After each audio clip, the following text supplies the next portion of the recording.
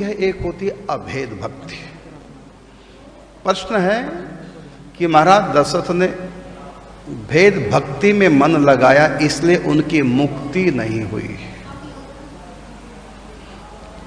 तो यह भेद भक्ति क्या है? ये भेद भक्ति मुक्ति से भी आगे है। मुक्ति का सुख तो इस भेद भक्ति के आगे शून्य के बराबर हो जाता है। भक्ति सुख के सामने ब्रह्मानंद तुच्छ होए, कोटि गुना करी ब्रह्म सुख भक्ति सम नहीं सोए। भक्ति का सीधा सीधा अर्थ है भेद भक्ति का भगवान से प्रीति।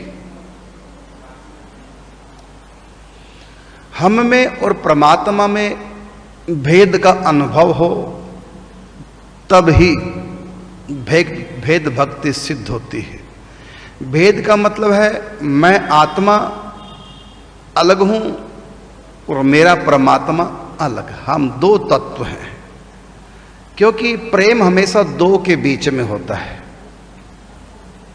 अकेला व्यक्ति कभी प्रेम कर ही नहीं सकता। किससे करेगा जब वो है ही अकेला? तो प्रेम के लिए दूसरा होना आवश्यक है। चाहे मां से प्रेम है, चाहे बाप से, पत्नी से, बच्चों से, पति से।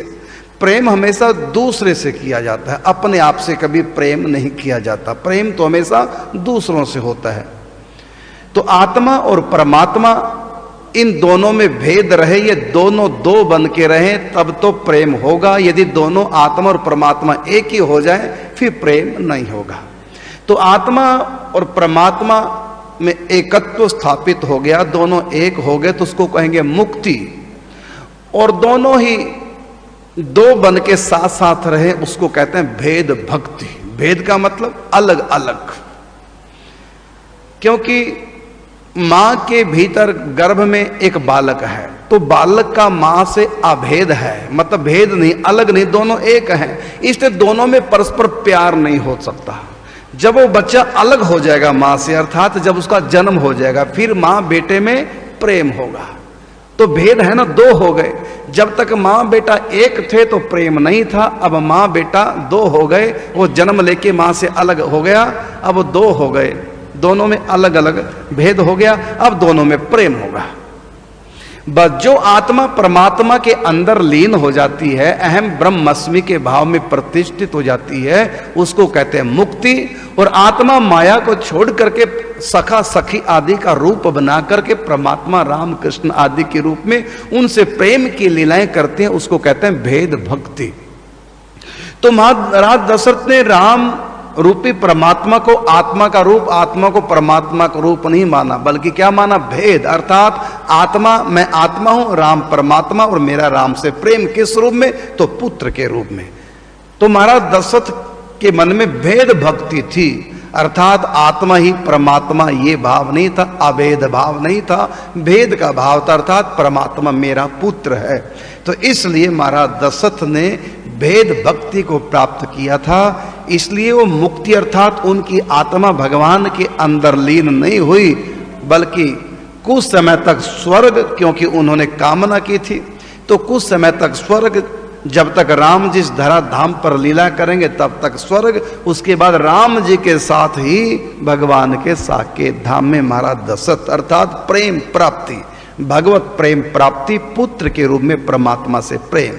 तो ये भेद भक्ति।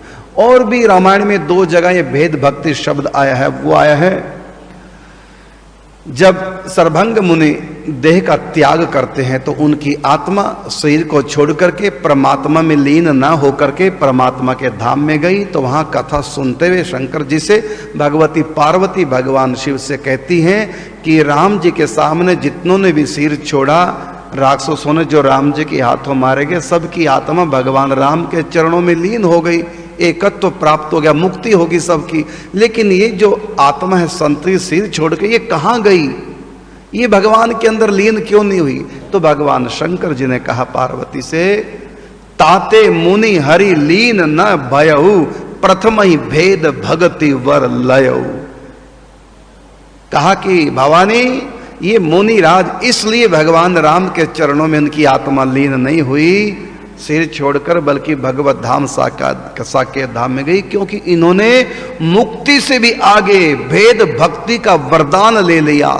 इसलिए उनकी आत्मा राम जी में अभेद भाव से लीन न होकर के भेद भक्ति रख करके मन में और भगवान के साकेत लोक में गई है। तो ताते मुनि हरि लीन न भयऊ, प्रथम ही भेद भगति वर लयऊ। इसी भेद भक्ति को हम लोग कहते हैं प्रेमा भक्ति।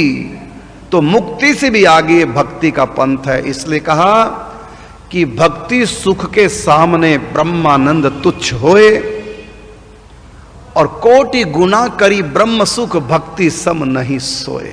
अर्थात भक्ति के सुख के आगे ये जो मुक्ति का सुख है ब्रह्मानंद, ये फीका हो जाता है।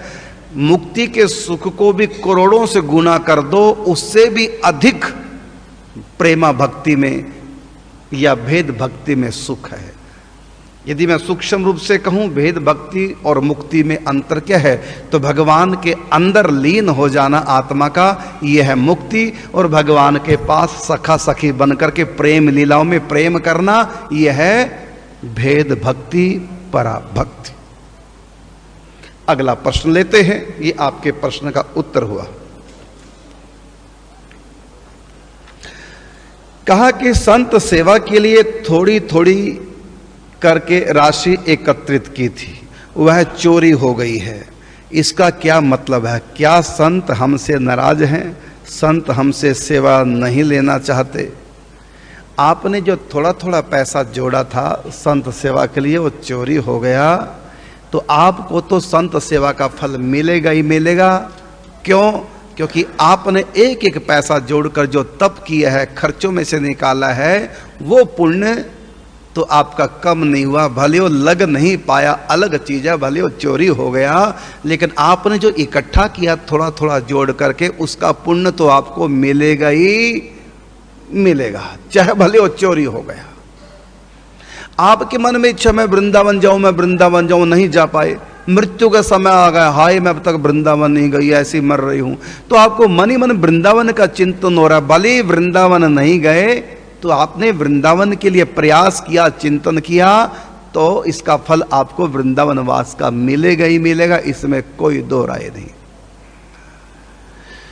मनी मन पुण्य करो, लगता है फल मिलता है, और मनी मन पाप करो, उसका दंड नहीं मिलता। ये कलयुग का एक रूल है। ये गीता जी के 15वें अध्याय के महात्म में आता है कि सेनापति ने राजा के लिए बुरा सोचा था कि राजा के संतान नहीं, यदि किसी प्रकार से राजा मर जाए तो मैं सेनापति, मैं राजा बन जाऊंगा।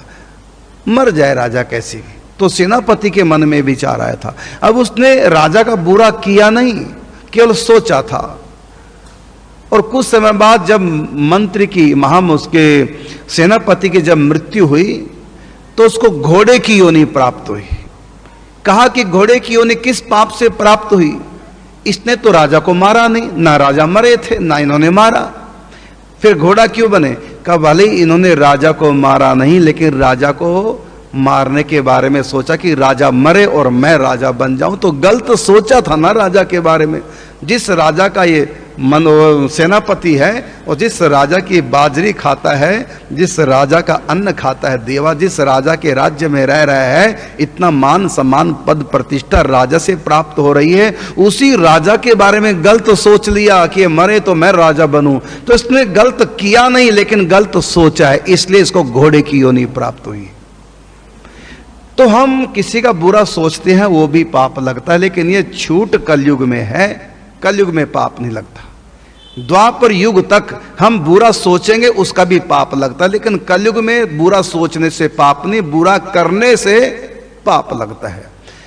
लेकिन अच्छा सोचोगे तो पुण्य लगता है। तो आपने अच्छा किया है, संग्रह किया, थोड़ा थोड़ा पैसा बचाया, सब्जी में से, खर्चे में से, दैनिक खर्चे में से थोड़ा थोड़ा बचाया, आपने अच्छा कर्म किया है, संतों के लिए बचाया, अच्छा कर्म किया है, तो आपको तो पूरा पुण्य लगेगा। चोर भले चोरी करके ले गया, हाँ चोर को पाप लगेगा। किस चीज का पाप लगेगा?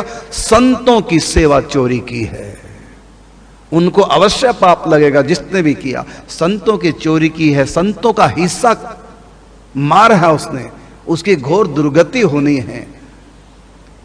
संतों की सेवा न करके उल्टा संतों के धन से अपनी सेवा ले रहा है, तो दंड मिला राजा परीक्षित को। आप लोगों ने कल कथा सुनी थी, संतों की सेवा नहीं की बल्कि संतों से सेवा ली, कहा कि मुझको पानी पिलाओ, और जब नहीं सेवा संत ने किया, अर्थात तो समाधि में थे, तो गले में मरा हुआ सर्प डाल दिया। तो संतों की सेवा करनी चाहिए, उल्टा संतों से सेवा लेने लगा तो दंड मिला, मृत्यु दंड। तो संतों की जो सेवा चुराता है, संतों की सेवा करता नहीं बल्कि संतों की सेवा अपने ऊपर लगाता है, ऐसा व्यक्ति एक बार नहीं लाखों बार जन्म मरण के चक्कर में पड़ेगा। तो चोर ने अपना बुरा किया है, आपका बुरा नहीं किया है। आपने जो धन संग्रह किया था संतों के लिए, उसका फल तो आपको मिलेगा। और रही बात कि क्या मेरे ऊपर संत नाराज हैं, आपके ऊपर नाराज नहीं, भगवान बहुत प्रसन्न है, तभी तो आपके मन में संतों के प्रति सेवा का भाव आया है। और मैं देखता हूं कितनी माताएं हैं थोड़ा थोड़ा पैसा बचाती हैं, हम भी संतों के लिए कुछ सेवा करें, कुटियों में सेवा करें, संत कॉलोनी में हमारा भी कुछ हिस्सा डल जाए। कितनी माताएं, और पैसा होता नहीं, थोड़ा थोड़ा पैसा बचाती हैं, साबुन में से सोडे में से पैसा बचा लेंगी, रसोई का सामान घर से जो पति से मिलता उसमें से थोड़ा थोड़ा बचा लेती हैं, कपड़े में से बचा लेते हैं, भाई दे गया अपने पास रख लिया। कई बार कपड़े धोने के लिए पति की जेब चेक की, पैसे निकल आए, रात को पति ने पूछ लिया, ड्यूटी से जब आया तो बता दिया कि हाँ निकले थे पैसे, और नहीं पूछा तो गोविंदाय नमो नमः, चल संत की सेवा में। तो कोई पाप नहीं है, अच्छा है पति का पैसा भगवान की सेवा में लगा रहे हो। तो कैसे करके माताएं थोड़ा थोड़ा जोड़ती रहती हैं। और कितनी माताएं आती हैं हमारे पास, वो देती हैं, महाराज ये मेरी तरफ से संतों की कॉलोनी में कहीं भी लगा देना, संतों के लिए हॉस्पिटल में कहीं भी दवाइयों में लगा, संत सेवा मेरी तरफ से हो जाए। मैं पूछता हूँ फिर माताओं से, माता आप नौकरी करती हैं क्या, कोई बिजनेस करती है, पैसा कहाँ से आया? तो फिर वो बताती है, मैं तो सुनकर हैरान हो जाता हूँ। एक माता कहती है मैं पापड़ बनाती हूँ, पापड़ बेच करके पैसे इकट्ठे किए। एक ने कहा मैं सेमियां बटती हूँ, जो आटे की बनाते ना ऐसे करके, वो मैं बना करके इकट्ठा बेचता हूँ, उससे थोड़े थोड़े पैसे जोड़ता हूँ। एक गांव की माता कहती है मैं गोबर के उपलों के कंडे थोड़े थोड़े इकट्ठे करके बेचे, उसको मैं संत सेवा में लगा रही हूँ। एक माता कहते मैं स्वेटर हाथों से बुनती हूँ, उसको बेचती हूँ, अपने हाथों से थोड़ा थोड़ा इकट्ठा करती हूँ, वो मैं इसके लिए दिया। और कई छोटे छोटे बच्चे गोलक लगा रखा है, जो भी उनको मिलता है पैसा वो गोलक में डालते हैं। पापा से कहते हैं पापा जब हम जाएंगे गोवर्धन तो हॉस्पिटल में देंगे, कुटियों में देंगे, संतों के लिए कपड़े खरीदेंगे। छोटे छोटे बच्चों में भी कथा सुनकर के इतना चाव संतों के प्रति जागृति आ रही है लोगों के मन में, बहुत अच्छी बात है। तो ये आपने जो कहा कि क्या संत नाराज हैं, बिल्कुल नाराज नहीं, ना भगवान नाराज है, बड़े प्रसन्न है। भले आपका वो चोरी चला गया कोई बात नहीं, लेकिन आपको पूरा फल मिलेगा। आपका तो संत सेवा में पहुंच गया समझो, भले पाप लगा तो उनको लगा, आपको नहीं। आपको तो संतों के लिए संग्रह करने का पुण्य लगा ही लगा है।